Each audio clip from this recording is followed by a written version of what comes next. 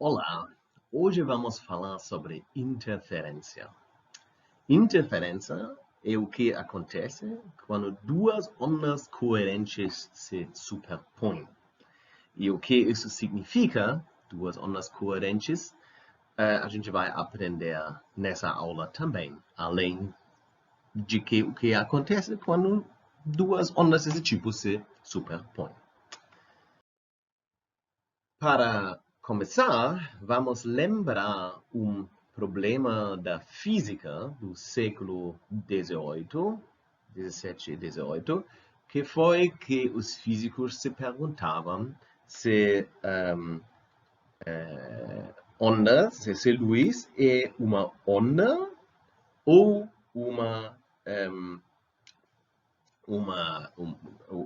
corpúsculas, né? Então, em lado tinha a ideia de Newton, e ele achava que luz, como sai do Sol, é feito de partículas pequenininhas que caem para a Terra. Assim. Enquanto Huygens, e a gente já falou sobre ele, pensava que luz, como sai do Sol, é feito de ondas. E vocês lembram que tinha essa discussão, e isso foi importante para quando a gente discutiu refração. Para refração, essa discussão foi importante. E, na verdade, é possível fazer experimentos com refração que mostram que luz em matéria é mais devagar do que no vácuo e não vice-versa. E se vocês lembram dessa aula, isso basicamente significa que provavelmente luz é uma onda. E, na verdade, dentro do nosso curso, a gente discutiu também que luz é uma onda. A gente pegou as equações de Maxwell e a gente deduziu ondas eletromagnéticas deles e a gente já falou, eu já contei para vocês, isso é luz. Agora, no século XVIII, as pessoas não souberam o que é eletromagnetismo. Não tinha isso. Tá? E todas as indicações no fim do século XVIII mostraram que provavelmente Huygens tinha razão e luz de fato é uma onda. Mas faltou um experimento muito forte para mostrar isso. E aqui entra o nosso amigo Thomas Young. Thomas Young era físico de Cambridge e ele trabalhou no Emmanuel College, no Colégio Emmanuel. Então, isso não é colégio que vocês acham que é colégio. Né? Isso tem a ver com o fato que as primeiras universidades na Europa, eles foram criados de cooperações entre mosteiros, porque esses mosteiros eram basicamente os lugares onde existiam livros e tinha tipo gurus que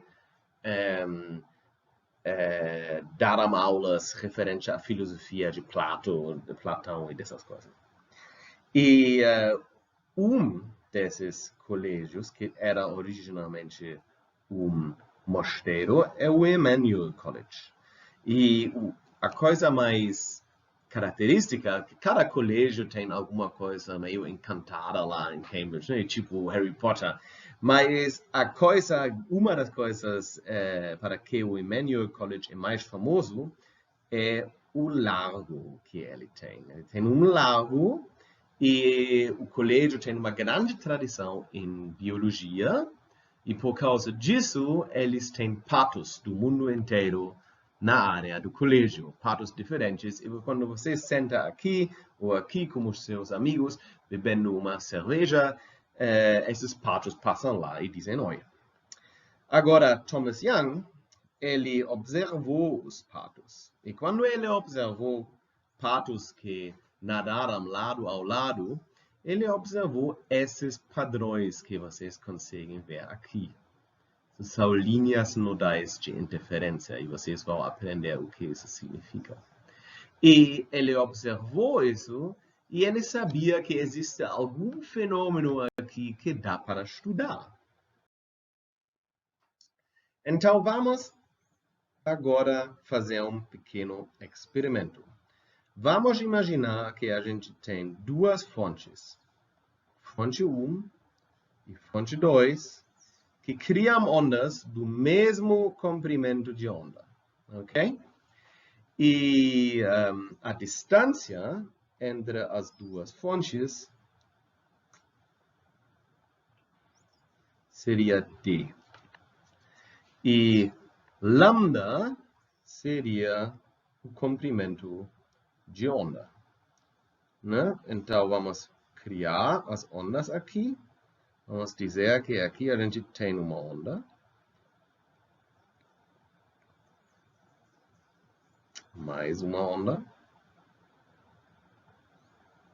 Mais uma onda. Mais uma onda. Mais uma onda. Mais uma onda. Naja, vocês conseguem ver que eu não sou a pessoa melhor para desenhar isso. Mas a outra fonte também cria uma onda. Mais uma onda. Mais uma onda. Mais uma onda. Mais uma onda. Ok.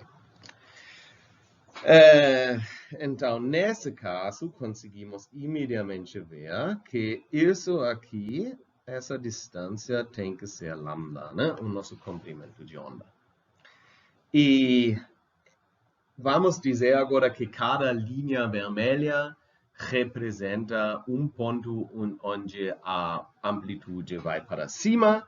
Então, isso significa que entre duas ondas a gente sempre tem uma diretamente no meio, temos onde que a amplitude é negativo, com o mesmo módulo, né? Isso agora seriam esses pontos onde ela é negativa. E, de novo, temos isso nos dois casos.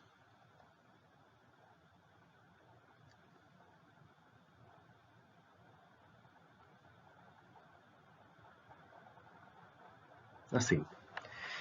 E agora conseguimos ver que existem certos pontos, como esse ponto aqui, onde o máximo encontra o mínimo.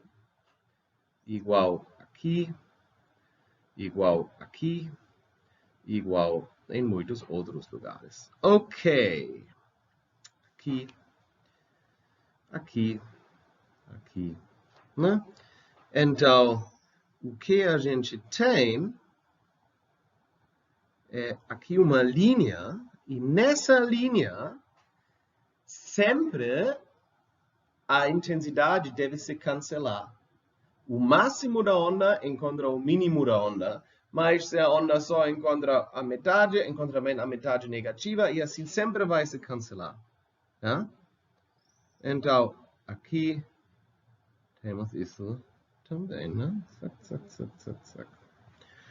E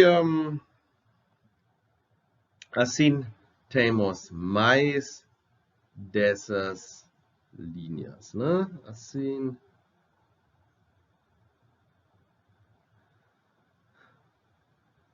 E assim continua. Né? Vamos botar mais uma aqui embaixo para vocês conseguirem ver o que acontece aqui, que obviamente é para o outro lado. Ok. Então, essas linhas tem agora, e essas linhas vão ser linhas nodais, né? Então, aqui vamos ter zero intensidade da onda. Exatamente como essas linhas que a gente conseguiu ver no caso dos dois patos. Entre essas duas linhas, aqui a gente tem pontes onde a intensidade, a amplitude deve ser o dobro, porque os dois se encontram. Então, a gente tem amplitude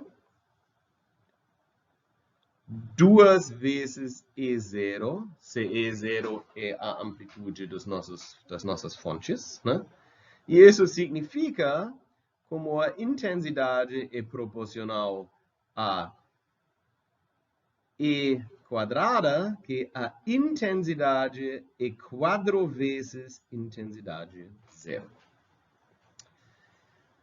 Então, a gente vai ter linhas, hipérbolas, na verdade, onde a intensidade é maximal, com 4 e 0, e a gente vai ter linhas onde que ela é zero, porque se compensa exatamente. Agora podemos ver que entre essas duas fontes, a distância entre duas linhas nodais tem que ser exatamente o meio lambda. E isso a gente consegue ver resumido aqui. Então, as linhas nodais têm uma distância de 1 meio lambda. E assim você sabe que o número de máximos entre essas duas fontes é 2D dividido por lambda. E a gente lembra que D foi a distância entre as duas fontes. Mas esse experimento só pode funcionar com ondas coerentes. Então, o que significa coerente? Eu falei que a gente tinha duas fontes e essas fontes criaram ondas com o mesmo comprimento de onda e na mesma frequência. Na realidade, isso é diferente. Na realidade, uma fonte criaria um pouquinho de uma luz assim e depois muda a fase um pouquinho. Uma vez você tem uma fase assim, assim, sabe? E assim continua. Agora, se você tem o mesmo problema no outro lado, que a fase às vezes muda, ou você tem uma pausa um pouco maior, você não vai ter um padrão de interferência. Né? Eles vão se superpor, mas você não vai ter um padrão consistente da interferência. Né? E isso é o problema aqui. Então, se a gente quer criar interferência, a gente precisa de duas fontes coerentes. Então, como fazer que duas fontes são coerentes? E a solução disso foi de Thomas Young. Então, Thomas Young decidiu fazer uma fenda dupla. Se vocês conseguem ver aqui. Então, agora a gente tem uma fonte, por exemplo, a luz do sol. E essa fonte encontra duas fendinhas. E a luz dessas duas fendinhas tem que ser coerente. Porque se você tem uma mudança da frequência aqui, essa mudança da frequência vai ser transferida para lá. Então, no fim, você vai ter essas hipérbolas que a gente já discutiu antes. Né? Aqui, olha, aqui a gente tem tem essas hipérbolas. E essas hipérbolas, eles referem, na sua tela, se você tem aqui uma tela, eles referem a máximos da intensidade. E entre esses dois máximos, tem mínimos. Yeah? Então, isso é a ideia básica da fenda dupla. Né? Que você agora, vamos dizer, aqui a gente tem um detetor, a gente não precisa de um detetor, a gente precisa simplesmente uma tela, né? E a gente vai conseguir ver essas padrões de interferência. Ok, então, como isso foi importante para mostrar que tem uma diferença entre onda e partícula, é claro, mas a gente vai discutir isso rapidinho. Vamos imaginar que a gente tem uma fenda dupla. E agora vamos imaginar que a gente não tem ondas, mas a gente tem partículas, tipo futebol ou alguma coisa assim. E esses futebols, alguns encontram a parede e não entram no outro lado, e alguns passam para esses buraquinhos. E agora a gente dá uma olhada, a gente instalou uma tela aqui, e agora a gente dá uma olhada nas intensidades, significa quantas bolinhas a gente vai ter. E o que vai acontecer é que a gente vai ter 0 bolinhas aqui, muitas bolinhas aqui, 0 bolinhas aqui, muitas bolinhas aqui, e isso vai ser a fenda dupla no caso de partículas. Agora, podemos dar uma olhada numa fenda dupla no caso de ondas. Isso é o que a gente já fez. Nesse caso, você tem as suas frentes de onda. Você tem o seu princípio de Huygens, que vai fazer que você tenha essas ondas circulares, que são criadas aqui. E, como mostrado na slide anterior, você vai ter aqui esse famoso padrão de interferência, né? Ok. Então, isso vai resolver se você tem uma entidade ondulatória ou uma entidade corpuscular. Então, agora vamos fazer uma descrição matemática desse fenômeno, né, que a gente está estudando aqui. Então, vamos assumir que a gente tem uma fenda dupla. Isso significa que a gente tem duas fendas e eles têm a distância d minúsculo. E agora, se você olha para a tela, que está aqui numa distância d maiúsculo, e normalmente quando a gente faz esses experimentos, a gente assume que d é muito maior do que d. Nesse caso, você tem o seu caminho e quando o caminho está aqui, o caminho dessa fenda e dessa fenda é exatamente igual. Mas se você olha para um lugar fora do centro, você consegue ver que esse pedacinho aqui, dessa fenda, a luz tinha que passar por essa distância aqui e aqui não, né? Nesse caso, a gente teria o nosso ângulo θ, que seria,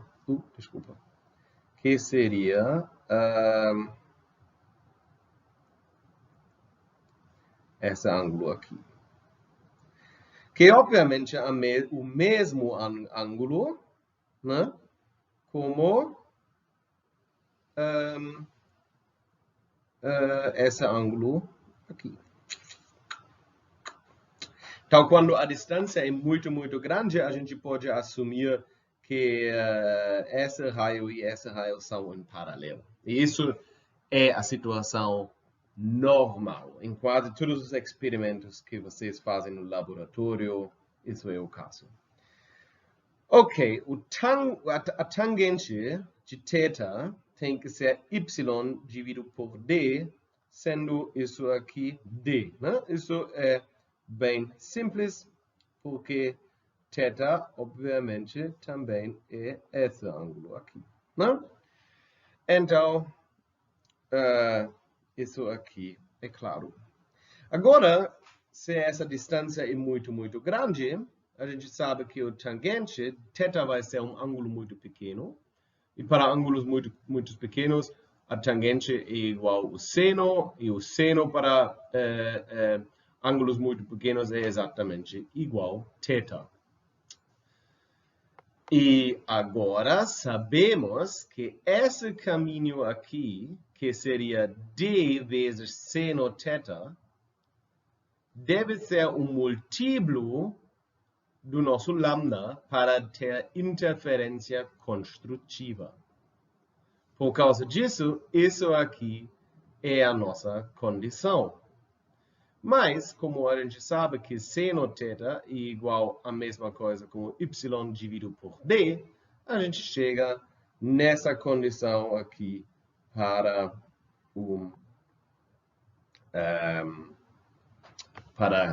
interferência construtiva. Né? Então, isso aqui seria a fórmula geral. Isso aqui seria a fórmula que a gente tem no caso de quando a distância d é muito maior do que d. E isso é normalmente o caso quando a gente tem esses experimentos. Então, conseguimos ver que a gente recebe um certo padrão de interferência, que seria essa função aqui.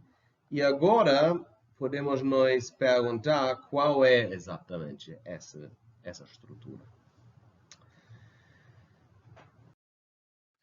Então, agora queremos saber quanta intensidade a gente realmente tem na nossa tela. E para isso, começamos com uma onda E1.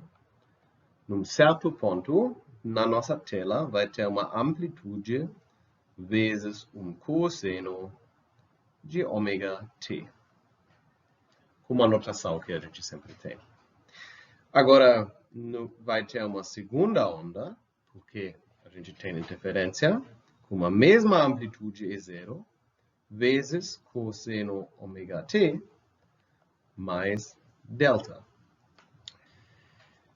E se a gente pega a soma de E1 mais E2, a gente tem E0 de cosseno ômega t mais cosseno ômega t mais delta.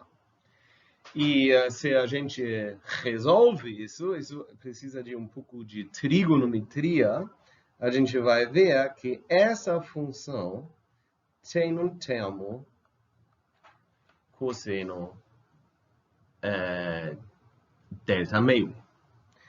E como a intensidade é proporcional a E quadrada, sabemos que a gente tem uma função cosseno quadrada. Então, a gente tem essa função, a gente vai ter um máximo, que vai ser 4i0, e a gente vai ter as nossas